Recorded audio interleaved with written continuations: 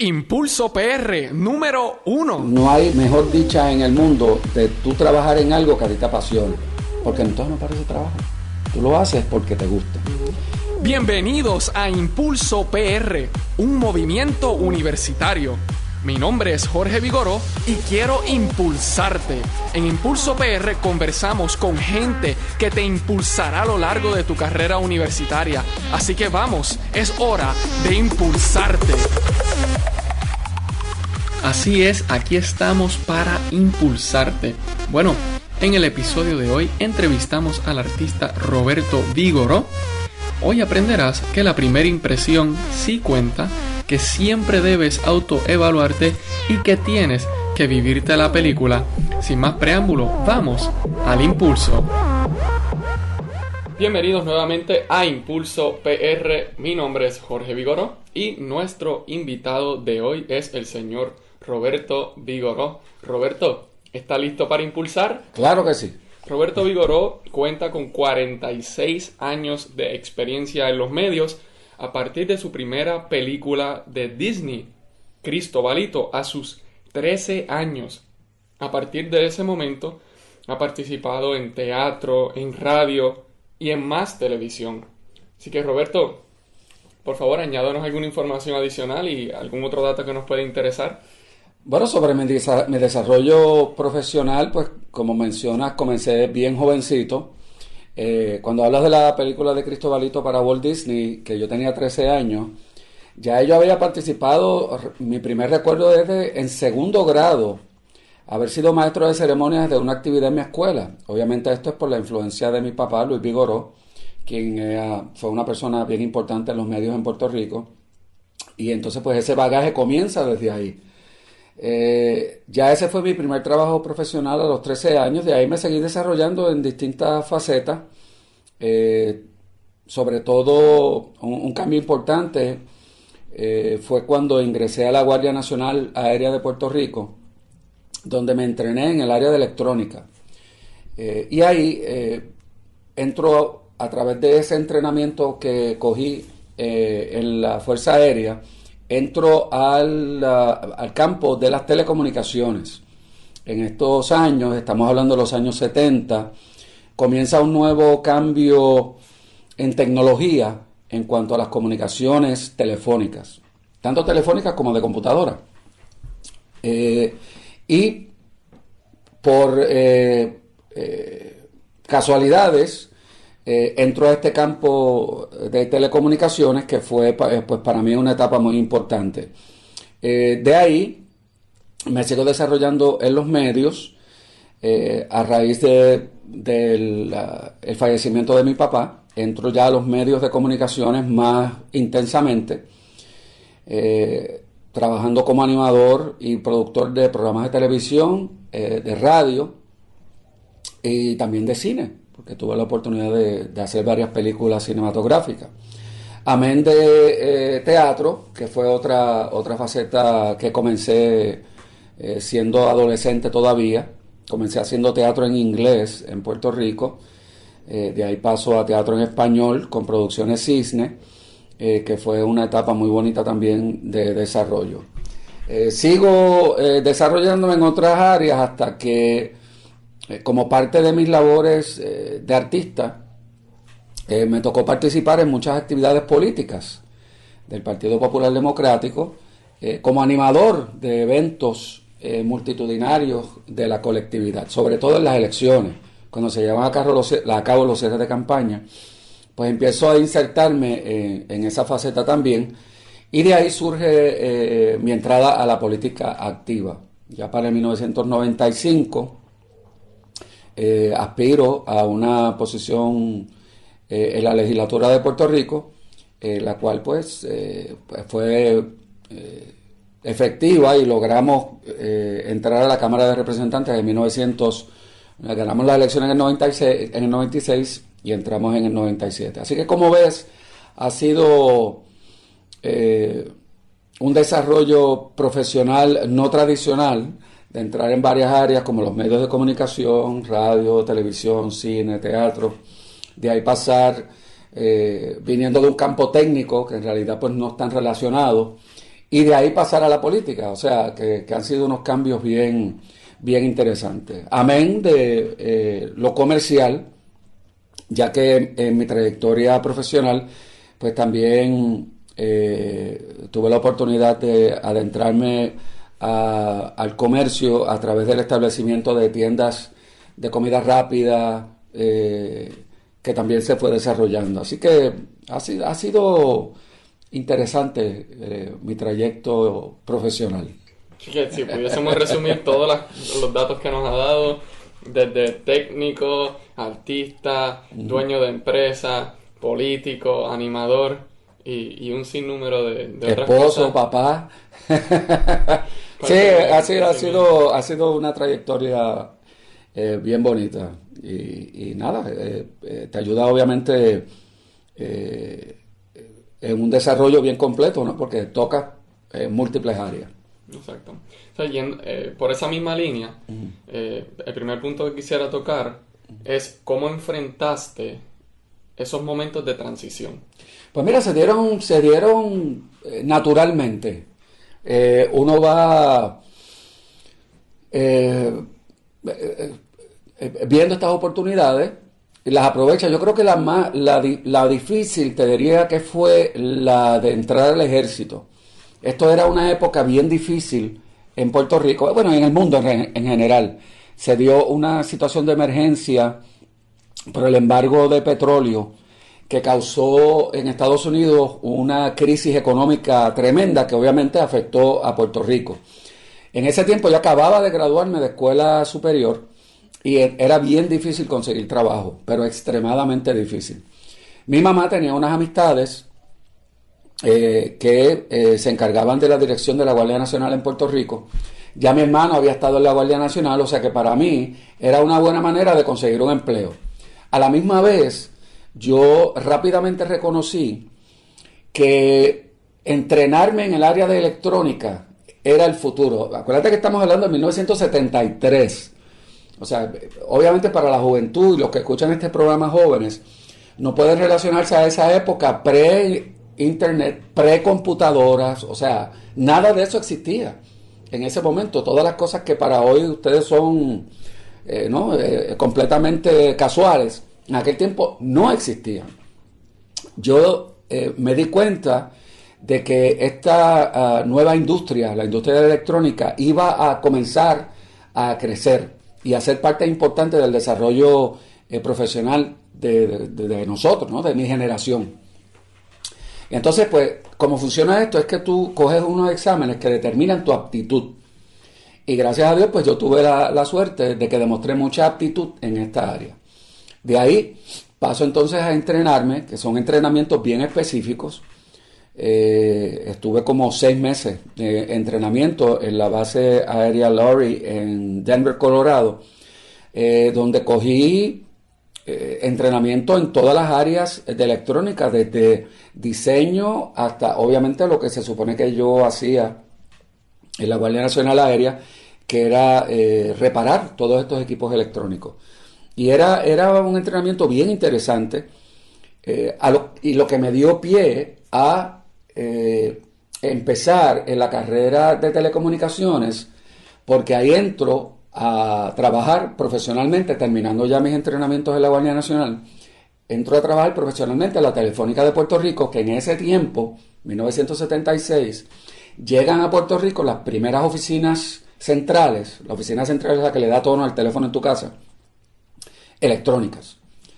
Antes era todo mecánico, era todo con sistemas electromecánicos. Ahora viene esto que es puramente electrónica. Así que, como ves, fue una transición que lo difícil fue entrar a la Guardia Nacional porque te tenías que ir y entrar en algo que tú no sabes absolutamente nada, ¿no? Era como un Twilight Zone, para que lo entiendan ustedes.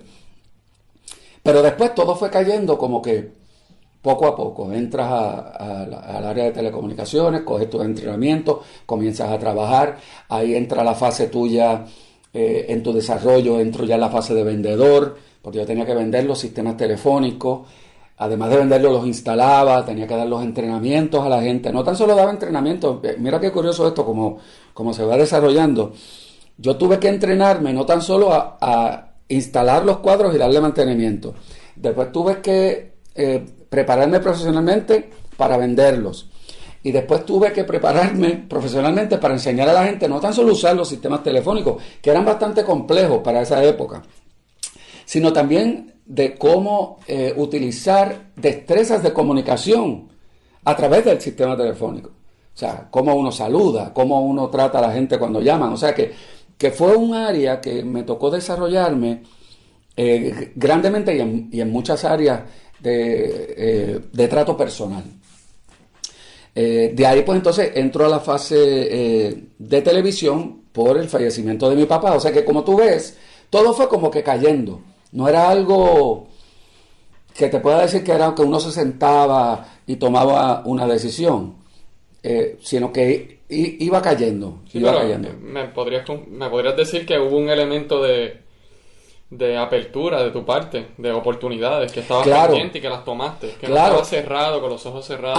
No, pero fueron oportunidades que se me dieron, o sea, que fueron cayendo. Yo te diría que quizás la parte de analizar exactamente qué quería hacer ya llega a la parte de la política, que ya ahí sí es una decisión, porque ahí es también otro giro. Uh-huh. O sea, como tú ves, tú vienes en esta parte de tu desarrollo, en el caso mío de la electrónica, de ahí viene el cambio a venta, servicio, instalación, de ahí viene un cambio entonces a entrar a la televisión, ya los medios más activos, aunque yo siempre hacía cosas obviamente por mi papá y el apellido y el acceso que uno tiene a los medios, ¿no? Ya yo había hecho teatro de joven, ya había hecho la película de Walt Disney, tuve una carrera bien productiva en el área de comerciales, de hacer comerciales para televisión. Yo te diría que ya yo en esa época había hecho alrededor de 30 comerciales de televisión, había hecho quizás algunas 10 o 15 horas de teatro. Empecé como no profesional, después paso a profesional, tuve la oportunidad de viajar fuera de Puerto Rico a presentar estas obras de teatro. Así que fue un desarrollo casual. Hasta te diría que una decisión importante fue entonces ya en los 90 cuando decidí entrar al ámbito político, que ya eso es un cambio ya más dramático. Sí, pues llévanos el momento de la graduación de escuela superior, porque en ningún momento te escuché diciéndome que intentaste continuar estudios, sino que te gradúas de escuela superior y rápido entonces empiezas a entrar en la jornada laboral. ¿Qué pasó en ese momento? Bueno, lo que pasa es que en ese momento había una situación familiar que ameritaba que yo entrara inmediatamente al ámbito laboral. Entiendo aspectos económicos. No, aspectos familiares. Aspectos familiares que me impulsaron o me causó que entrara en el ámbito laboral rápidamente. Y entonces de ahí es que surge esta situación que te cuento, que el ámbito laboral en ese tiempo en Puerto Rico estaba bien difícil. Con la consecuencia que te hablo de que al entrar en la universidad, luego irme fuera de Puerto Rico, a continuar mis estudios fuera de Puerto Rico, la situación familiar que te describo causa que tenga más premura lo económico que lo educativo. Y entonces pues comienzo a trabajar en esta área de comunicaciones, en el cual fui extremadamente exitoso, tanto profesionalmente como económicamente. Y entonces ahí pues los estudios toman una segunda fase, porque tenía mis responsabilidades familiares con mi mamá, tenía responsabilidades económicas y pues estaba trabajando, como te digo, no tan solo en el área de telecomunicaciones, sino también en el área artística, si se puede decir así, porque durante todo ese tiempo que estaba trabajando en el área de telecomunicaciones, también estaba haciendo obras de teatro y comerciales y este tipo de cosas. O sea que ya mi vida profesional, inmediatamente después de graduarme de escuela superior, cuando entro a la Guardia Nacional, cojo mi entrenamiento y paso al área laboral en telecomunicaciones, ya yo estaba inmerso en mi trabajo. Y los estudios, como te digo, pues tomaron una segunda parte. Ahora vayamos a tus destrezas. Okay. ¿Qué tipo de destrezas tú le recomendarías a esos estudiantes de teatro, estudiantes de comunicaciones que nos están escuchando ahora, que los van a llevar a desempeñarse y a tener éxito como tú lo has tenido? Bueno, yo creo que lo más importante es ir en escalones, es ir poco a poco. Yo creo que tú tienes que, primero, ponerte a la disposición de la gente. O sea, tú tienes que si hay un casting o si hay una oportunidad para hacer un trabajo, uno debe ir. Y uno debe prepararse muy bien. Siempre es importante prepararse muy bien, porque como en todo en la vida, siempre la primera experiencia es la más importante, ¿no? Uno nunca tiene una segunda oportunidad de hacer una buena primera impresión. Y uno tiene que prepararse muy bien para estas cosas. En esto es lo que te digo, es si tú vas a hacer una audición para una obra de teatro, pues tú tienes que llegar con tus líneas bien memorizadas, bien hechas, tú sabes, ese tipo de cosas. Si vas a hacer una presentación donde vas a estar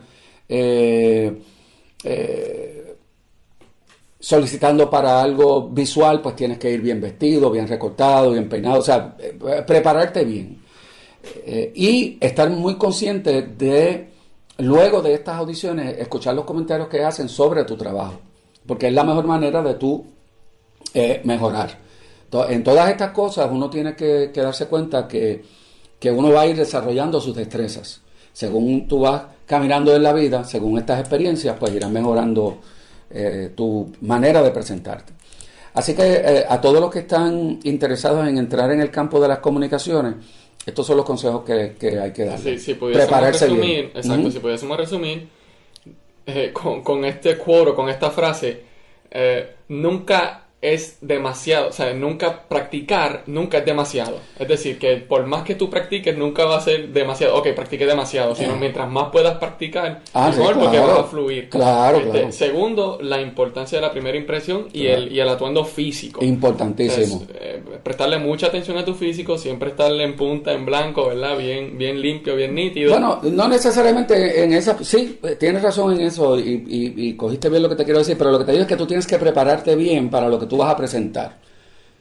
O sea, que si vas a presentar... entrar en el personaje. Exactamente, okay. Exactamente. Prepararte bien en ese aspecto. Y prepararte bien en todos los aspectos, ¿no? Como te digo, pues si vas a tener que hacer una serie de líneas que son memorizadas, pues llévalas memorizadas. Practícalo bien. Exacto. Y al final, mencionaste escuchar los comentarios que tengan que decir. Siempre. Si pudieses añadir a eso, si lograste grabarte tú mismo, cuán importante entonces escucharte tú para luego hacer tu mejoría. Súper importante. De hecho, yo cuando entro ya a los medios televisivos, esto fue en 1984, 84-85, todo lo que yo hacía en televisión era en vivo. Y yo hacía de asignación grabar todo lo que yo hacía.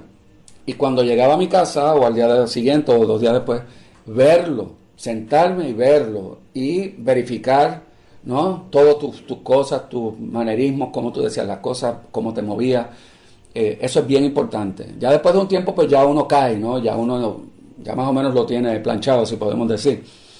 Pero eso es bien importante. Siempre uno autoevaluarse, porque así es como tú vas a ir desarrollándote. O sea, no todo lo que empezamos a hacer, es muy poca la gente que empieza algo y ya desde que empieza ya lo hace bien. Exacto. Todo es cuestión de desarrollar. Un elemento de esfuerzo, un elemento de estar constantemente evaluándote. Exactamente, pero siempre escuchando lo que la gente te dice, pero quien decide eventualmente lo que se va a hacer es uno mismo. Así que tú tienes que autoevaluarte. Sí, es una parte muy importante. Entiendo que hay un elemento de tu persona, por ejemplo, Roberto Vigoró, a mí me gusta desarrollarme de X forma, y mientras más yo le abra la puerta, quizás los comentarios que otros tengan que decir, pues entonces yo voy a ir desviando mi elemento de algo único, lo que me distingue a mí.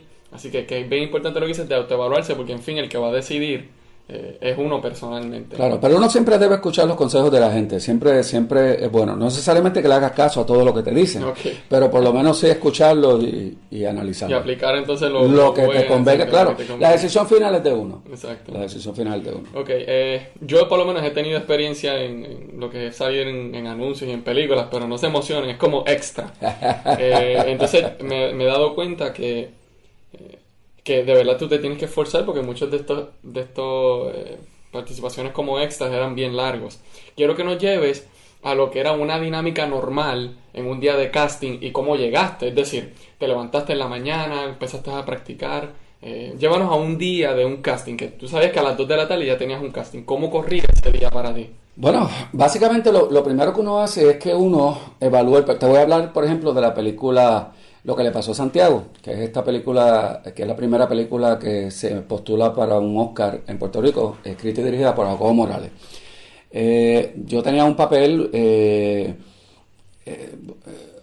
era, no te diría que era un papel difícil, pero era un papel en que yo tenía que transportarme a una situación familiar que yo nunca había vivido, porque en ese momento que hago ese personaje, pues era una situación familiar difícil entre Johanna Rosalí, que es la que hacía de mi esposa, y mi hijo. Y era difícil para mí relacionarme porque nunca lo había vivido. Entonces, ¿qué es lo que tú haces? Bueno, pues tú coges tus líneas, las estudias bien, las miras bien y tratas de ponerte en esa posición, ¿no? En la posición que tienes que hacer y que desempeñar en ese rol. Así que básicamente durante esa mañana, pues tú te vas preparando, vas leyendo tus líneas, estás seguro que te las conoces bien e internalizas la situación. De ahí pues ya cuando llegas al casting, obviamente yo fui vestido como la situación ameritaba, ¿no? Era un día después de trabajo, que tú llegas a tu casa cansado y cuando llegas a la casa estás en un proceso de separación, la esposa pues empieza a recriminar y a pedir explicaciones sobre ciertas cosas. Pues yo fui en gabán, con la corbata toda virada, despeinado, tú sabes, preparándome para el papel. Y eso es lo que te digo, que tú te preparas durante el día para que cuando llegas ya al casting, pues ya tú tienes esa situación como que ya Sí. alambrada en tu sistema. Y sé que muchos lo conocen, fue el caso de Heath Ledger con la película de Dark Knight, que Exactamente. muchos dicen que Sí, se metió tanto en el personaje. Exacto, así que sí, una de las primeras cosas que deben anotar y acordarse es que estudiantes de teatro, de comunicaciones, tienes que vivirte la película en tu mente, tú sabes, apodérate y que esa situación te arrope en el sentido de que hasta tu mentalidad cambie y te hagas te lleves tan profundo y tan adentro en esa posición porque la vas a desempeñar como si literalmente la estuvieras viviendo. Exactamente. Ahora, cambiamos un poco y ahora vamos al aspecto económico. ¿Cómo uno hace dinero en esta industria? Bueno, Y las diversas formas de tú desempeñarte, porque hemos hablado de obras de teatro, de radio, de televisión, de maestro de ceremonia. O sea, ¿qué tipos de áreas tienen estos estudiantes para luego desarrollarse y cómo entonces ellos pueden hacer dinero? bueno,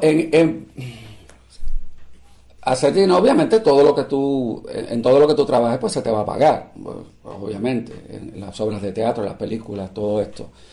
En el área de los medios, la manera que yo te diría, donde más libertad económica yo te puedo decir que tenía era ya cuando tú tenías un contrato con una televisora. En el caso mío, pues nosotros hacíamos una serie de programas de televisión que eran diarios. Nosotros estábamos en el aire 6 días a la semana, o sea que era una situación bastante cómoda económicamente. En el área de teatro y comerciales no, porque es un área muy impredecible. Todo depende si tú logras conseguir, primero que hay el taller, que ahora en Puerto Rico está resurgiendo nuevamente después de 20, 25 años de languidecer en su desarrollo. Ahora nuevamente hay una industria que vuelve a resurgir. Y lo importante es tú lograr conseguir un trabajo estable. Eso es lo más difícil. Luego que ya consigues un trabajo estable, pues la situación económica es mejor. Pero si te puedo decir una falla o algo negativo en el área de los medios es eso, que el trabajo no necesariamente es fluido. Okay. Así que puedes tener un peak, lo que llamamos un mes de mucho trabajo, mucho ingreso y el próximo mes muerto. Exacto. Entonces, y esto no depende de tu capacidad. O sea, que es lo difícil de entender de esto. O sea, tú puedes ser el mejor actor, el mejor animador, pero si las oportunidades de trabajo no están, pues por más bueno que tú seas, no vas a tener el factor económico. Así que eso es algo que las personas que les interese ese medio tienen que considerar cuáles son sus oportunidades. Tú ves grandes historias de actores exitosos. Raúl Juliá me viene a la mente inmediatamente, que estuvo 20, 25 años pasándola bien fuerte, Exacto. hasta que llega su momento en que logra distinguirse, siendo un actor de primera. O sea que, internacionalmente hablando, te digo. Así que también en los medios hay un factor suerte. A veces tú estás en el momento indicado, en el sitio adecuado, ¡pap!, y te tocó. O sea que no necesariamente depende de los atributos que tú tengas en eso. Pero volvemos ahí. Se hizo disponible, tomó la oportunidad, se fajó, fue a todos los castings, tú sabes, un elemento de esfuerzo que entiendo que es uno también de los más importantes. Exactamente, así que nada, también ayuda a tú tener, en el caso de los medios, siempre tener otro tipo de destrezas, otro tipo de trabajo, otro tipo de oportunidades, porque uno no necesariamente puede depender de eso, o sea, de eso nada más. Así que nada, a los que nos escuchan, lo importante es pues tener ese impulso de querer llegar a donde uno quiere llegar. Sí, y exponerse a lo más. Si te encantan tanto las películas, pues ve todas las películas, evalúa a los artistas. Si te encanta el teatro, ve a todas las obras de teatro. Si te encanta la radio, pues vete a la radio y habla con alguien y mira, ayúdame. No te hablé de radio, donde estuve también bastante activo, como por 20 años. La radio es un medio extraordinario también, es un medio que a mí me gusta mucho, donde tú tienes la oportunidad de tener contacto directo con la gente, ¿no? Porque tienes esa manera de comunicarte con ellos ahí. Y la radio también te da la gran oportunidad de compartir con personalidades bien importantes, ¿no? Desde en el ámbito político, artístico, educativo. Fue una fase muy bonita que yo pasé en radio. Así que las oportunidades están ahí, es aprovecharlas. Así que ya estamos terminando. Tengo dos últimas preguntas. Quisiera entonces si nos pudiese resumir tres datos sumamente importantes que a lo largo de tu trayectoria tú dirías que un estudiante que quiera desarrollarse en esta área debe de tener. Mira, yo creo que lo más importante, quizás no tres, pero la más importante es que tú hagas lo que te gusta hacer. O sea, yo creo que no hay mejor dicha en el mundo de tú trabajar en algo que a ti te apasiona, porque entonces no parece trabajo. Tú lo haces porque te gusta. Otro consejo que le puedo dar a los que nos escuchan es que, como parte de ese impulso, es que sigan lo que ustedes quieran hacer. Yo te puedo comentar un caso de un estudiante, compañero mío de escuela superior, que durante todos sus estudios no sobresalió en nada. Y todos nosotros pensábamos que nunca iba a llegar a nada en su vida. Pero encontró un área, en el área agrícola, que le interesó, se dedicó a eso, no estudió más nada más que escuela superior. Se dedicó hoy a eso y hoy es un comerciante extremadamente próspero. Dos cosas pasaron ahí. Primero, que era algo que a él le gustaba hacer. Y segundo, que tuvo el impulso de hacer algo y lo hizo. No necesariamente sabiendo a lo que se estaba metiendo, pero a él le gustaba y lo intentó. Así que nunca pierdan la oportunidad de explorar algo que ustedes quieran hacer que les apasione. Porque con esos dos factores, yo les aseguro que van a tener éxito. Pues nada, antes de la última pregunta, quiero agradecerte el tiempo que estuviste aquí con nosotros en Impulso PR. También por la ardua labor que estás haciendo por Puerto Rico, porque para los que conocen a Roberto Vigoró ya sabemos todas las facetas en las que se ha desempeñado y siempre ha sido muy humilde, siempre ha sido una persona que ha sido muy llamativa para los demás y yo sí, doy mi ejemplo, ha sido de ejemplo para muchos, porque dentro de las industrias que tú te has desarrollado sabemos que hay mucha fama de aquellos que se aprovechan o los que, tú sabes, hacen cosas negativas, pero hasta el momento tú no has tenido ninguna de esas. Así que esa sería la última pregunta. ¿Cuán importante es entonces preservar tu imagen?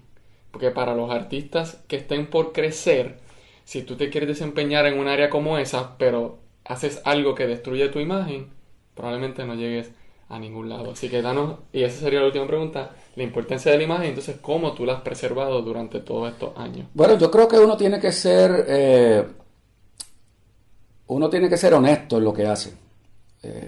Y uno tiene que mantener siempre, en el caso mío, obviamente por la figura de mi papá, uno trata de mantener ese legado, esa imagen al más alto nivel. Obviamente quizás este no es el caso de los que nos escuchan a través de Impulso PR, pero específicamente en mi caso personal, la trayectoria familiar es muy importante y tú tienes que valorarla y preservarla. Y esto toma, es un eje central en las decisiones que tú tomas, no tan solo en tu desarrollo, sino en tu comportamiento. A la misma vez, ya cuando uno es casado y tiene hijos, pues uno tiene que tratar de inculcar esos mismos valores que vienen, que se heredan, tratar de pasarlos a las próximas generaciones, a tus hijos. O sea que tú tienes dos factores ahí que para mí han influenciado en cómo uno desempeñarse, tanto personal como profesionalmente, que es de dónde vienes y a dónde vas. Así que mientras tú tengas eso presente, yo no creo que vas a tener problemas en la vida. Por otro lado, a veces pasan cosas imprevistas a uno. Tú puedes tener las mejores intenciones del mundo y hay un pequeño resbalón, un pequeño tropezón. Lo importante es saber que no lo que importa es todas las veces que te has caído, sino todas las veces que has logrado levantarte. Hay historias de éxito en toda la vida de gente muy importante que ha logrado cosas extraordinarias, que han impactado el mundo, que no han tenido educación, que han tenido 20 traspiés, que vienen de familias disfuncionales, y todos han logrado superar esto. Consejo final a todos: si vas a hacer algo, está seguro de que lo que estás haciendo te gusta hacer.